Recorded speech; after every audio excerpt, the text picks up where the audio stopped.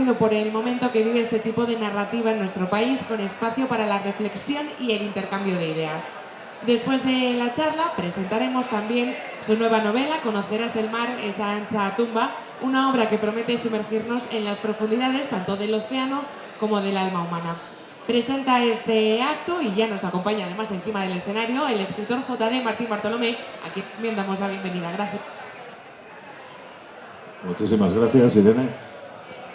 Bueno, pues sí, vamos a hablar, hoy va a ser un día un poco oscuro, un poco de literatura de género, alternativa. Ahora estamos con José Luis Pascual, un referente en esto, le guste o no que lo digamos. Y esta tarde estaremos con Monse García, que nos va a dar una conferencia muy interesante sobre el mismo tipo de literatura. ¿Cómo está la salud de la literatura? Porque hemos puesto tinieblas para incluir la ñ de nuestro castellano. Sí, pues bueno, antes de nada darte las gracias y a la organización de la Feria de Medina. Tenía muchas ganas, además de charlar contigo y que me presentaras, a ver si te puedo devolver el favor pronto. Tinieblas con ñ, porque bueno, hay poquita gente, pero yo si os pregunto que me digáis el nombre de un autor de terror o autora, ¿cuál es el primer nombre que os viene a la cabeza? Claro, Stephen King, Lovecraft, Poe, ¿no? Pero en realidad es que aquí hay muchísima gente desde hace siglos, ¿no? Nos podemos retrotraer a Becker, nos podemos retrotraer a Pardo Bazán, a María Zayas, que escribía también género, y en los últimos años, aunque no son muy conocidos, pero porque aquí hay cierto desprecio al género y cierto desprecio sobre todo al producto nacional. Claro, es algo que me llama mucho la atención, pero bueno, creo que hay autores y autoras que no tienen nada que envidiar a lo que nos viene desde fuera. Podemos nombrar, por ejemplo, perdonad que mire la chuleta, pero es que me ha apuntado un montón de nombres. Gente que ya tiene cierta experiencia, como Pilar Pedraza, que es una... Sí que este nombre nos suena un poco ya, pero le ha costado hacerse ese sitio, esa experiencia, ¿no? Mira que es buena. Sí, cuesta, pero es que no sé, yo hay algo que se me escapa, porque para mí el terror o el género en particular, el género fantástico, ¿no? Es una herramienta perfecta para hablar de cualquier temática. No nos tenemos que ir solo al típico fantasma, ¿no? Que arrastraba cadenas en un castillo medieval, que es lo que pasaba antiguamente. Hoy se puede hablar de temáticas muy actuales y muy humanas. Y creo que Pilar Pedraza lo hace muy bien. Por ejemplo, Cristina Fernández Cubas, que es otra eminencia en el género. Elia Barceló, que también está obteniendo reconocimiento ahora en las postrimerías de su carrera prácticamente. Sí, porque Elia Barceló, no sé los años que tiene, pero ya tiene una edad. No sé, ¿qué edad tendrá esta mujer? Te diría que anda por los 60 largos. Y curiosamente, ahora le han hecho una adaptación al cine, pero de una novela romántica, que no es ni siquiera lo que ha escrito ella durante toda su vida. Tenemos a Patricia Esteban Erlés, que también es una cuentista buenísima. Y David Jasso o Emilio Bueso, que posiblemente os suenen también. Pilar Adón, David Roas. David Roas me gusta mucho porque mezcla el género con humor, mete bastante humor en sus relatos, y luego el tío es un catedrático, un estudioso del género. Es una eminencia en cuanto a las técnicas que hacen que el género funcione. Totalmente. Sin embargo, yo lo que quería hacer con esta iniciativa Tinieblas es reivindicar a gente que está un poquito más en las sombras. Quizá Ismael Martínez Biurrun es un poquito más conocido, pero tenemos a Rubén Sánchez Trigos, que ahora también lo está empezando a petar con sus novelas. Tenemos a Carolina Sarmiento, que tú la conocerás bien. Carolina Sarmiento estuvo con nosotros aquí hace un tiempo, hace un par de ediciones, y bueno, su libro Bresno merece ser un clásico en este género. Bueno, tenemos a Fernando Navarro, que también ahora está súper de moda porque le acaban de publicar Crisálida en Impedimenta, pero es una novela... yo la estoy leyendo ahora y estoy flipando porque es lo mejor que he leído en mucho tiempo, pero es una novela de género. Ojalá que llegue a mucha gente y sirva para reivindicar un poquito la oscuridad literaria. Tenemos a Ana Martínez Castillo, que es la editora de la extinta In Limbo, que también es cuentista y que me parece que aporta un toque bastante original porque mete un poquito de humor, mete prosa poética y ella además tiene poemarios que tocan la vertiente más oscura de la literatura. Y eso creo que no está nada explotado. No está ni explotado ni valorado, hay que insistir en que está muy poco valorado. Tenemos a Gemma Solsona, que ha publicado también en la colección de Olas. A Gemma le gusta mucho el gótico y está como revitalizando un poco el género gótico y trayéndolo a nuestros días con una serie de cuentos buenísimos. Ella es muy fan de Shirley Jackson y de este tipo de autoras. Tenemos a nuestro compañero y amigo Daniel Aragonés, que él mete muchísima temática social, mete realismo sucio, mete mucha explicitud también en sus cuentos, bueno, en sus cuentos y en sus novelas. Daniel Aragonés, que amiguete, pero bueno, aparte de que es amigo, hablamos de él porque es un buen autor de género, pero es algo para lo que no estamos preparados, tanto Daniel como muchos de los que has mencionado. Parece que necesitamos un cuento de terror victoriano con el fantasma, las cadenas, el vampiro, y cuando los escritores de género os ponéis a hablar de lo social, de la inquietud, de los sentimientos, que también se pueden tener sentimientos aparte de estar asustado, parece que no es lo que la gente quiere oír. Sí, quizá yo anoche lo estaba pensando, digo, a ver qué digo de por qué el terror no vende en España. Quizá es que tenemos miedo a enfrentarnos a algo que no queremos ver o que no queremos imaginar. Sin embargo, solo hay que poner la tele a mediodía y ver las noticias, ¿no? Que me parece bastante más terrorífico que lo que podamos leer en ficción. Ese punto me parece interesante porque la literatura de terror que nosotros disfrutamos ahora estaba intentando reflejar la sociedad del momento en que fue escrito. Muchísimas escritoras de la era victoriana hablaban mucho de las ganas de la mujer de cambiar la sociedad, algo que ha ocurrido mucho después. Y ahora nos quedamos con la parte del fantasma. Bueno, seguro que de eso nos hablan mucho esta tarde nuestra amiga Monse, que sabe más que yo del tema. Y ahora, los escritores de terror que estáis tocando lo social, estáis haciendo tal vez ese mismo trabajo. A lo mejor dentro de 50 años Daniel Aragonés y José Luis Pascual son clásicos. Bueno, yo precisamente no me gusta mezclar lo social con mis historias. Yo me voy a algo más onírico, quizá más surrealista. Lo reflejas de una forma onírica, pero en mi opinión hablas de verdades como puños. Lo que ocurre es que le das, luego lo veremos, pero le das ese toque onírico, le das una pintura nueva, en mi opinión. Sí, supongo que es inevitable, ¿no? Al final tienes que plasmar las condiciones en las que vives y todo lo que te rodea queda impreso en las páginas. Pero, bueno, antes de hablar de mí, yo quiero mencionar a autores como a Santi Esimeno, que también cultiva, por ejemplo, algo que se hace muy poquito y que se publica muy poco porque vende muy poco, que es el microrrelato. Y él es que es un maestro porque te domina en muy poquitas palabras y te mete un aldabonazo al final de cada cuento que dices, madre mía, esto es mucho más terrorífico que una novela entera. Ayer, en la charla con Carlota Suárez, la autora de Muerte en el Meridiano, ella nos decía que un cuento de 6.000 palabras es evidentemente mucho más fácil que un cuento de 600, pero que el cuento de 6 palabras sería el cuento perfecto. Y yo creo que Eximeno es el claro ejemplo. Totalmente de acuerdo. Además, coincido mucho con lo que contó ayer Carlota. Creo que es más difícil escribir cuento que novela. Novela lleva más tiempo, más planificación y tal. pero condensar una historia, hacerlo bien, al menos, no me parece nada sencillo.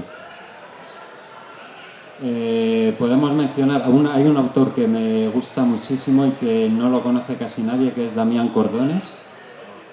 Pues ha publicado con El Transbordador y últimamente ya se autopublica.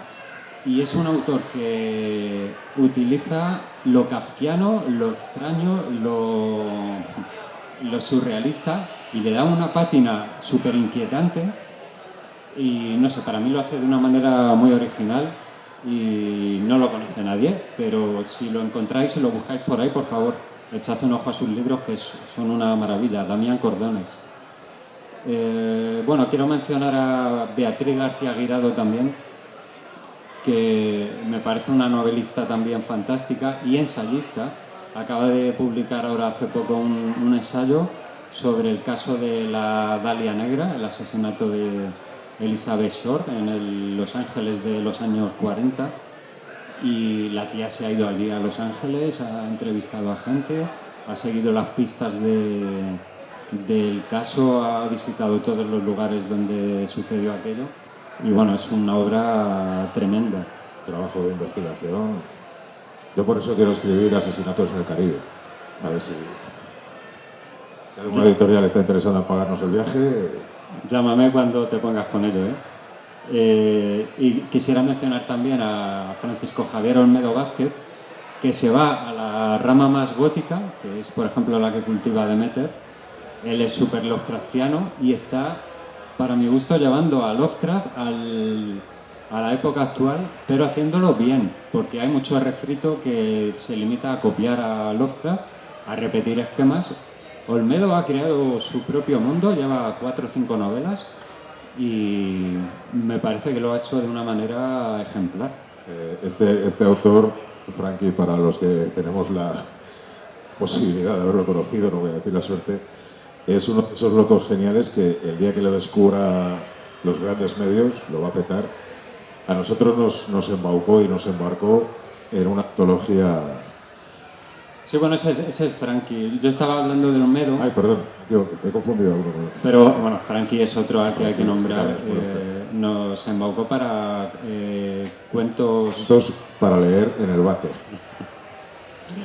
Nos puso como condición no el número de palabras, no la temática, no el género, sino que se pudieran leer en el tiempo que uno está razonablemente en el váter todos los días y que incluyesen un váter en la trama.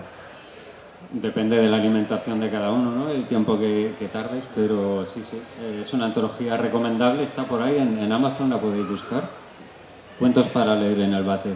Y quiero acabar la ristra de nombres con otra autora que conocerás bien, que es Beatriz Alcaná, que también está cosechando bastante éxito con sus últimas novelas. Estuvo también aquí el año pasado, tuve la suerte de charlar con ella sobre Teseo en llamas y bueno, no es que sea una charla, es que te sientas y la dejas y asistes a una clase magistral. Es una maravilla este tipo de autores que al final yo creo que están revitalizando el género. La propia colección de Olas, Las puertas de lo posible, las editoras pertenecen a la Universidad de León y lo que están haciendo con la colección es una suerte de tesis sobre el terror actual, tanto español como latinoamericano. También están trayendo a autores y autoras de allí y están sacando obras potentísimas, siempre de cuento, casi siempre de cuento, pero es que yo quiero reivindicar especialmente el cuento por eso, porque contar una historia, sea de género o no, condensarla y llegar al lector de una manera que te recuerden, me parece un mérito increíble. Lo es, desde luego. Eso sí, la novela de terror parece más sencilla porque se copian muchos clichés anteriores y en el cuento es donde parece que hay unas ganas de redescubrir a qué le tenemos miedo, ¿no? Y en la novela parece que se ha conformado más. Entonces la casa al final de la calle y ese tipo de clichés de lugares comunes. Sí, y además algo que me llama mucho la atención es que en estos tiempos de inmediatez, que todo el mundo acude a ver series de capítulos cortitos, El cuento no vende en España, nadie lee cuento. Cuando es ideal, pues eso, para un viaje en metro, un viaje en tren. Pero aquí lo que se lleva es la novela, cuanto más larga mejor, y es algo que tampoco llego a comprender muy bien, porque a la gente le llama más la atención. ¿No? Yo pienso que creemos que el cuento es algo sencillo, tenemos una confusión en la mente entre cuento y relato. Decimos cuento infantil, sencillo, pasajero, y no apreciamos eso, el esfuerzo de construcción, el mazazo que te va a dar un buen cuento. No lo sé, creo que vemos más trabajo en la novela, aunque puede no tenerlo, claro. Sí, hombre, trabajo en cuestión de horas, sí, evidentemente. Pero tú te lees algo de Carver o te lees algo de Cortázar, un cuento breve, y dices, pero qué maravilla es esta, ¿por qué no lo he leído antes? Horacio Quiroga, ¿no? Un gran escritor latinoamericano que tiene esa capacidad de pegarte el mazazo en 4 páginas.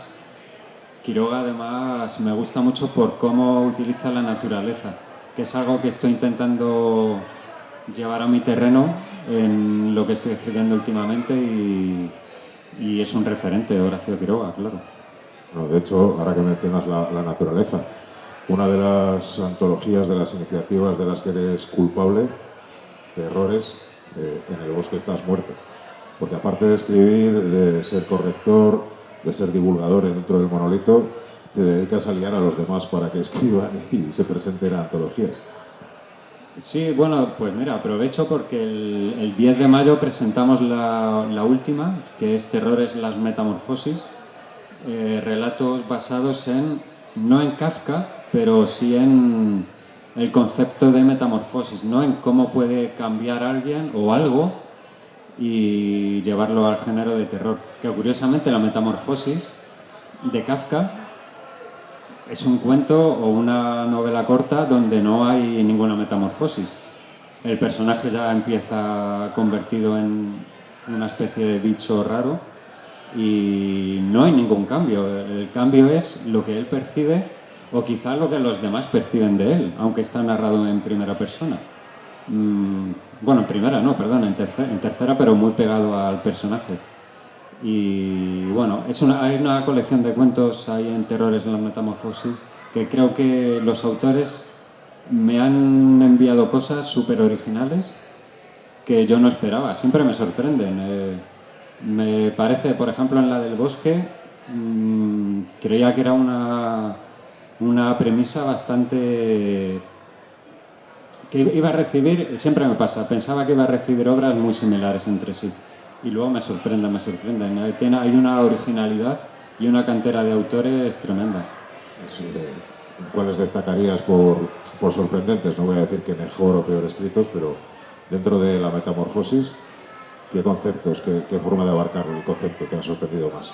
Pues mira, es que hay un autor que se llama Miguel Matesan, que es escritor de literatura infantil y, sin embargo, me envió un relato que transcurre en una sola frase, en una oficina, y es la percepción de una oficinista sobre algo que está viendo en otro personaje y cómo eso deriva en una especie de cataclismo dentro de la oficina, pero que llega a ser casi un fin del mundo interior, entre 4 paredes. Es súper original y todo en una frase.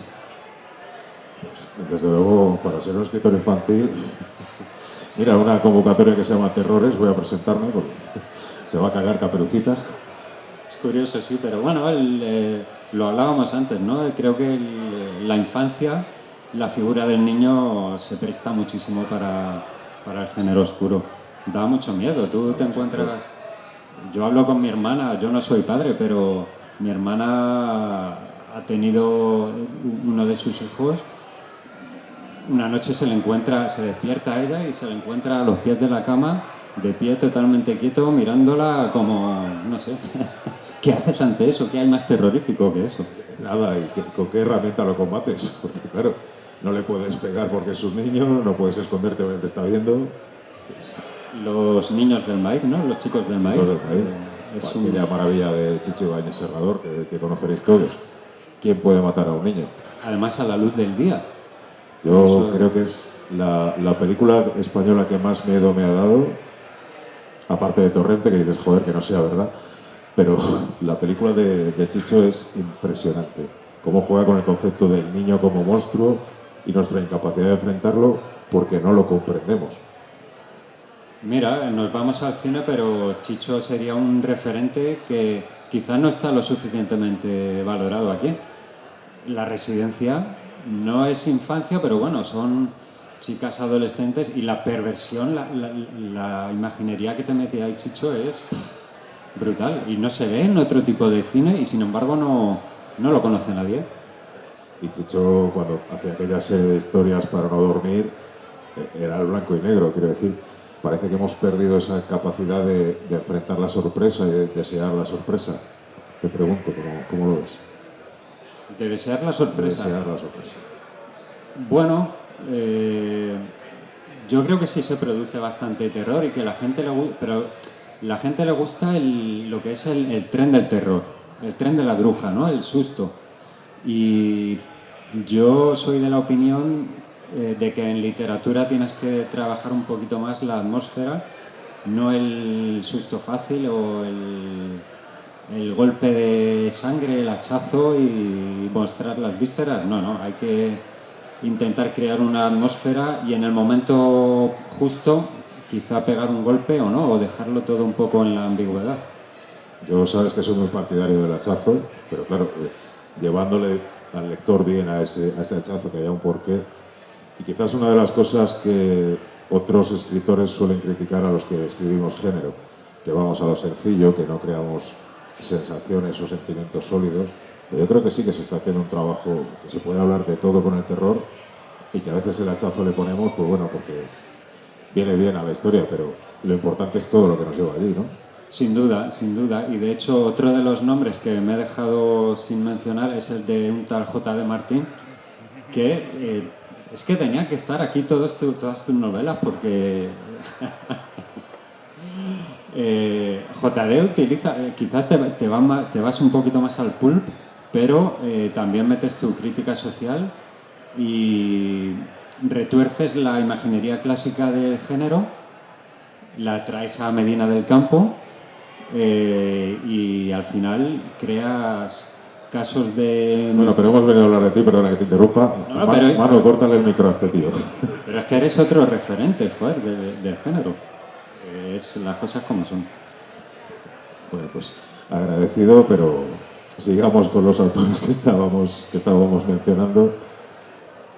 Como veis, yo no he cogido notas para la presentación de José Luis, pues porque primero soy bastante vago y segundo es que da gusto el conocimiento que tienes y lo que te ha llevado a ser un referente como coordinador de antologías, como persona que hace críticas en su página bastante visitada, como articulista, y te ha llevado a Conocerás el mar, esa ancha tumba, que voy a hablar de él un poquito. Sé que no es tu idea, pero ¿dónde las dan? Si no hay más remedio,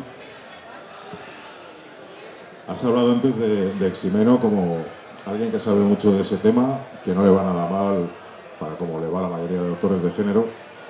Y Eximeno ha escrito el prólogo de Conocerás el mar, esa ancha tumba. Son relatos muy cortitos. Claro, si a ustedes les dicen, cómprense este libro que son relatos de terror. Bueno, pues uno de vampiro, uno de hombres lobo, un par de fantasmas y nos vamos a casa. No van a encontrar nada de eso aquí.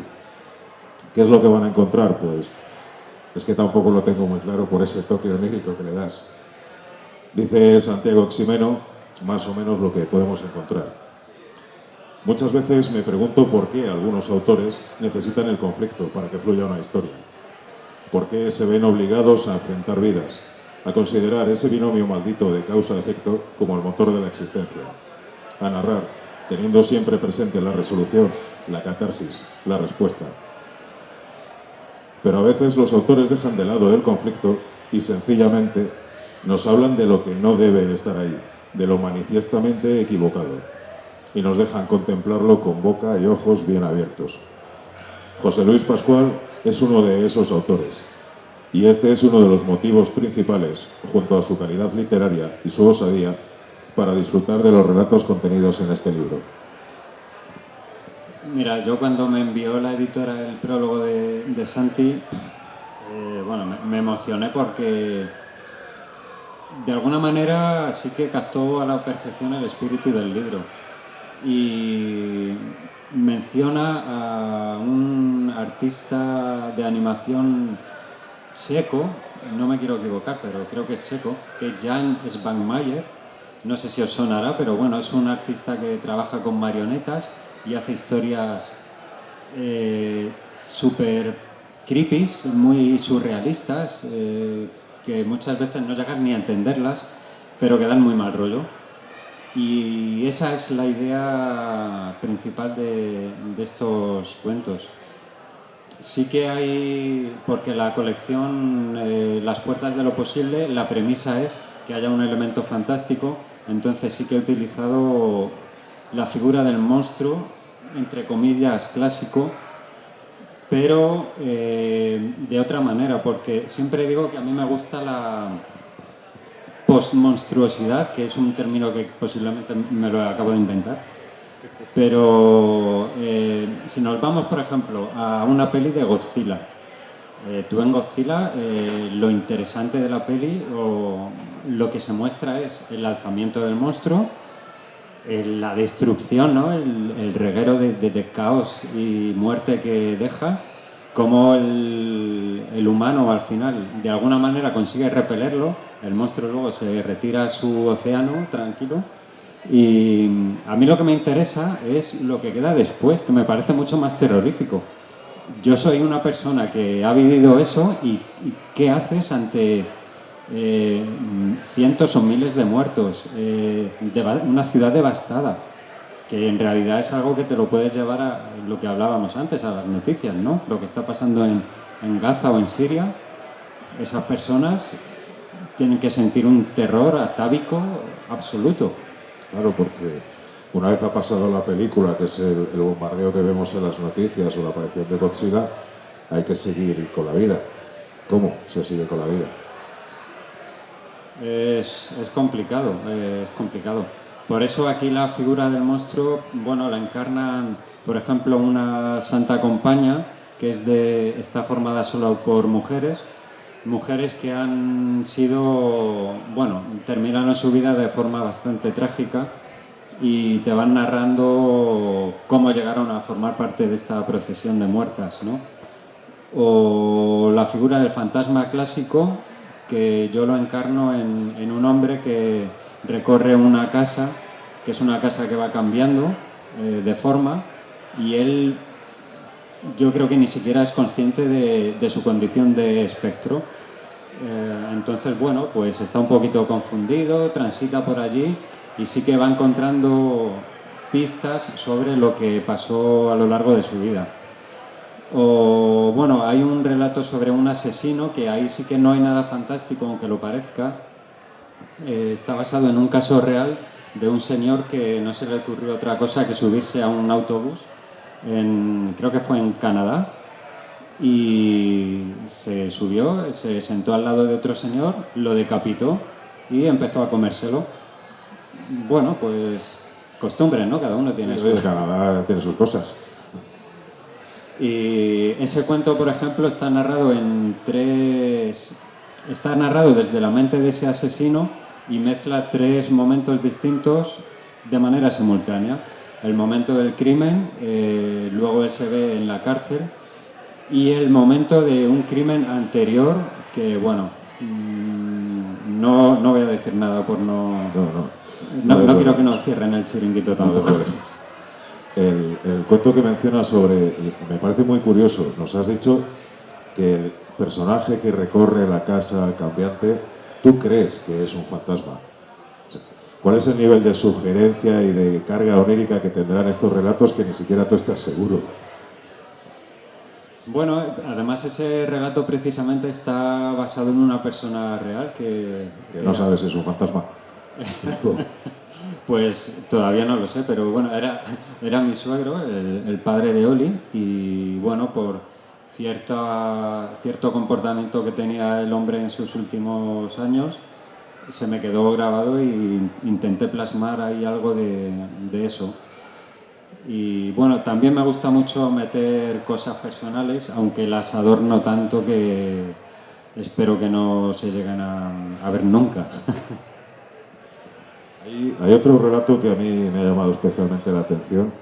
Además, al leer el título, parece tan cotidiano de andar por casa que, no, a ver, si yo he venido a que me asustes. Esta es La máquina del agua. Me encanta ese relato. O sea, cómprense ustedes el libro por todos los relatos, pero solo por ese ya merecería la pena. Parece que no va a pasar nada este. Bueno, ahí sí que es verdad que el libro está formado por relatos un poquito más clásicos o que se pueden encuadrar dentro del género de terror, y este tipo de relatos, como esta es La máquina de agua, que se van más al absurdo, al surrealismo, al sueño, porque me gusta mucho tirar de sueños. Yo he trabajado muchos años como oficinista y en este cuento intenté trasladar lo incoherente de esa vida corporativa que al final no te lleva a ningún sitio, y lo extraño que puede parecer, ¿por qué no, no? Bueno, pues encontrarte a gente con comportamientos absolutamente incoherentes, jefes que están allí sentados sobre su mesa, que no tienen piernas, que son una especie de sapo prácticamente.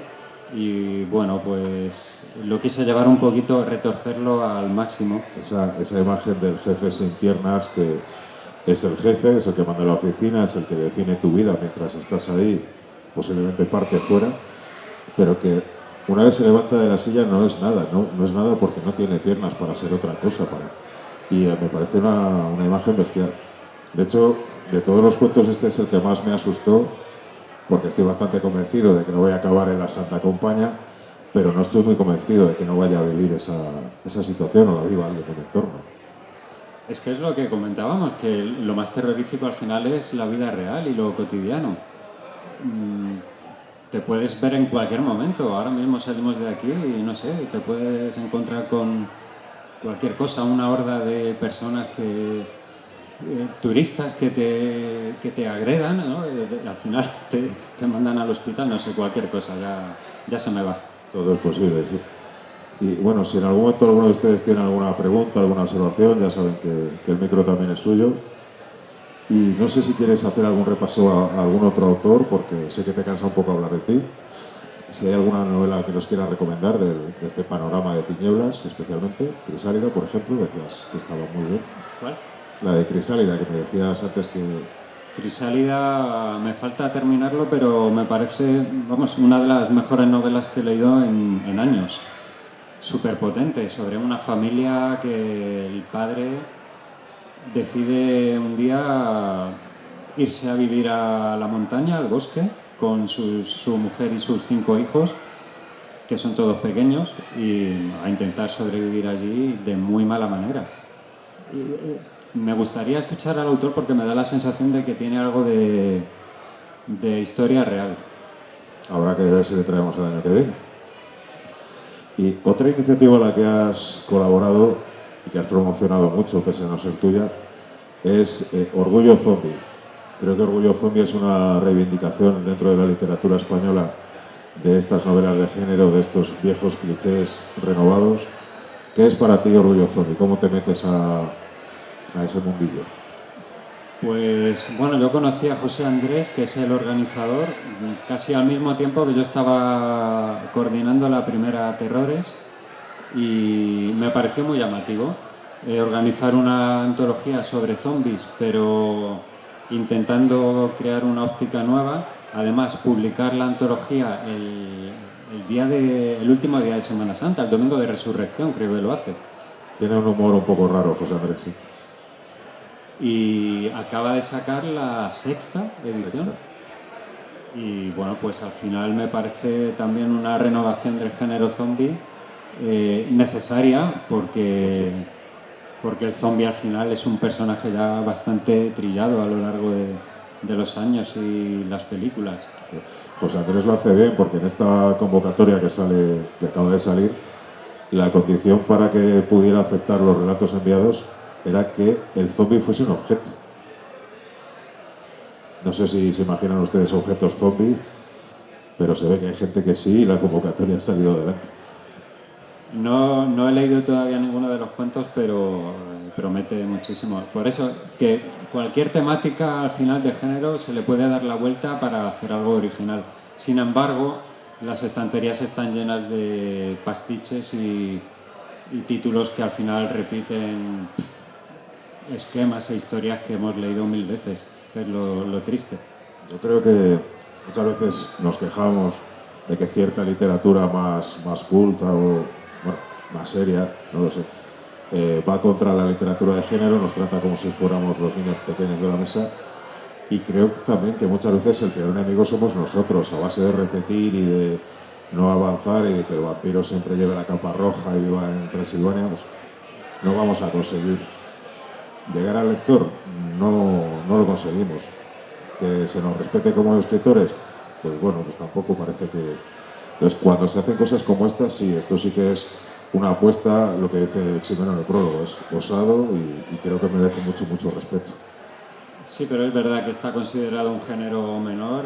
Menos mal que últimamente parece que cambia un poquito la inercia gracias a autoras como Mariana Enríquez, que bueno, está ganando premios aquí en España y fuera, y ella es argentina y lo está petando, y ella reconoce que escribe el género, que lo que le gusta es el terror. Mete mucho tema social, pero creo que lo hace bien. No repite, sino que utiliza los recursos y los clichés, le da la vuelta y al final lo transforma en otra cosa que es, o al menos suena nueva. No sabe lo que va a encontrar al final. A lo mejor te encuentras el hachazo, pero seguro que, por lo menos, desde una óptica que no habías visto antes. El hachazo siempre es recomendable, pero bueno, en realidad si lo piensas pasa igual en el cine. Me voy a quedar con ese titular para esta charla. El hachazo es recomendable, por José Luis Pascual. Apunta, Irene. Si nos vamos al cine contemporáneo, el 80% del cine mainstream es repetir. Meter el golpe de sonido y subir la música para que tú pegues el bote. Pero luego te encuentras con películas, siempre digo la misma, Hereditary, que no sé si la habréis visto, que es todo lo contrario, es súper reposada, y la atmósfera que tiene esa peli y simplemente el sonido que hace la niña. Sales con muy mal. Súper perturbador. Bueno, y creo que va a llegar el momento de ir terminando y de recordarles que pueden acudir a cualquiera de las librerías presentes, llevarse un ejemplar firmado, si quieren, y felicitarte porque eso, ni hay hachazos fáciles, ni hay una apuesta sobre lo seguro, ni hay cobardía en ninguno de los relatos. Así que espero que te vayamos viendo con cositas así en el futuro y que no te canses. Pues nada, muchas gracias. En breve saldrá otra cosita, otro libro de cuentos. Y bueno, ya sabes que el mundillo este es muy complicado, y más cuando escribes este tipo de cosas, que al final la gente se asusta y bueno, no es nuestra intención dar miedo ni asustar. Incomodar, a lo mejor, hacer pensar. Incomodar sí, y hacer pensar también. Pues si les ha parecido interesante el trabajo de José Luis, hay una página web dentro del monolito donde reseñas, nos permites a otros hacerlo, aportas artículos y nos mantienes al día de todo este tipo de literatura. Pues sí, dentro del monolito.com, apuntadlo bien. Y gracias a ti, ha sido un placer, y a la organización, a José Ignacio y a la feria, que ojalá coja cuerpo y en los próximos años nos sigamos viendo por aquí. Ojalá. Muchísimas gracias, José Luis. Gracias.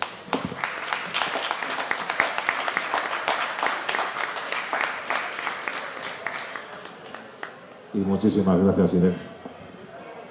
José Luis JD, muchísimas gracias a vosotros. Simplemente recordar lo que vamos a tener durante la tarde de hoy. Las actividades de la mañana ya han finalizado.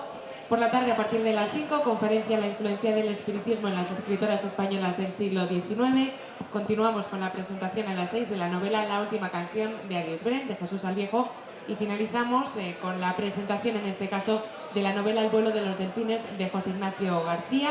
Y a las 8 de la tarde, la ceremonia de clausura de esta Feria del Libro. Muchas gracias.